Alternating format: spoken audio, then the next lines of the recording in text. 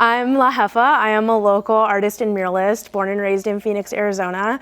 I do a lot of acrylic artwork, Mexican-American artwork, or artwork pertaining to Mexican culture. The story and inspiration behind my stiletto is really the Sonoran Desert. The stiletto's titled Daughter of the Sun, and that stiletto really represents me, and it represents other Latinas in the valley. And you know, when people think of the desert, I think a lot of people forget that it's full of color and it's full of life. So I really wanted to portray that in my stiletto with neons, glitter, and just a big pop of color.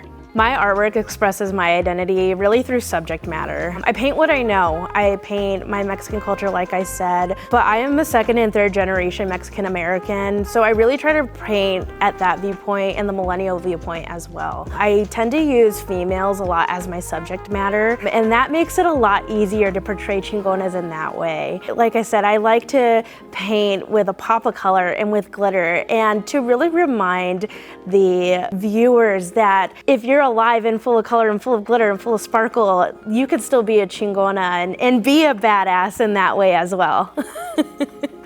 I hope to invoke really a sense of pride, especially with those who are viewing the stiletto who are from, not necessarily from Arizona, any part of the desert, a sense of pride of where they come from. That was something that I struggled with in my youth, and as I'm getting older, I'm getting more of a realization of where I come from, who I come from. Like I said, just kind of getting a pride in that sense. I want people to see my stiletto and see, oh my God, that's home.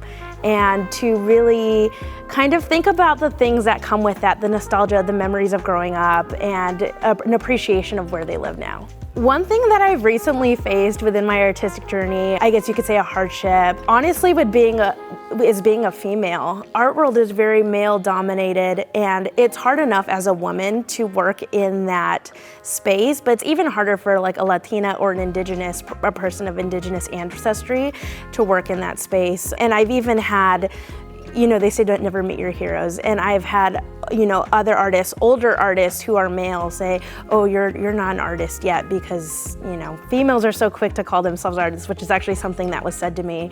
Or, oh, this isn't a space for female artists or Latina artists. It's actually something that I faced recently. And one way that I've overcome that is really staying true to myself and remembering who I am and being comfortable in who I am. And once you're comfortable with who you are, what you look like, you're able to overcome, you know, what others say about you. You know, being female and Latina has nothing to do with my art. My art should speak for itself, but unfortunately that's something that I have recently, I guess you could say, dealt with in the art community, and a challenge that I've had to face. Chingona Souls impacts the Phoenix community in a numerous amount of ways.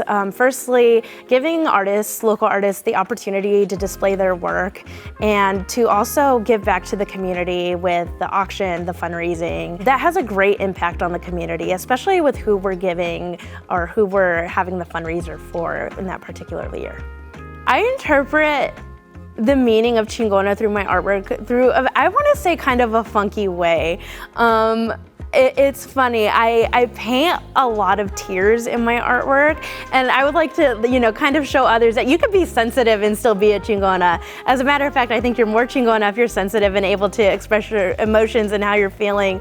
And it's funny because I paint, you know, the tears with glitter and with color, so it kind of gives you a weird, I think the viewers, a weird emotion.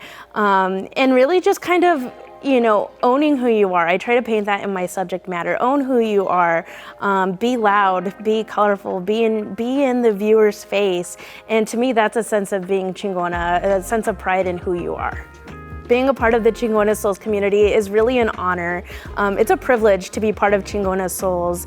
And it's something that, this is my second year doing it. And it was something that I wanted to do long before I was a part of Chingona Souls, even last year. It's a very special feeling to be a part of something that's bigger than we are, and to really give back to the community, especially with the auction and giving back to charities. I see my involvement with Chingona Souls evolving really throughout the next couple of years. I'd really love to be an artist in the future as well and really carry that over, but also introduce Chingona Souls to other artists, both locally and out of state, and really just get them involved with this incredible event as well. Just so we're able, you know, viewers in the Valley are able to be introduced to other artists as well. There's so much talent within Arizona and even in the outside borders of Arizona that hasn't been discovered yet. And I believe that these artists have so much to offer for Chingona Souls now and in the future. A huge congratulations to Tanya and Torres Multicultural Center on this amazing milestone for Chingona Souls.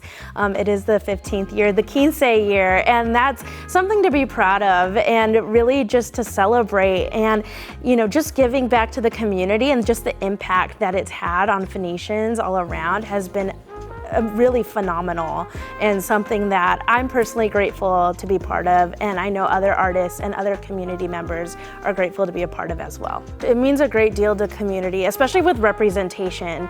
You know, Tanya Torres and Torres Multicultural Center as a whole, celebrating this 15th mark is just, it's amazing to see, especially for, you know, Latin people as well as, you know, women of color too, all around, not just Latin people, but just people of color, for us to see a business like this grow and to celebrate this milestone is something to be proud of. And it's also a reminder to others that it can be done. You know, we're here, people of color, we're here, Latinos are here, and a lot of us can, you know, survive the statistics. And to see that being done is just really amazing.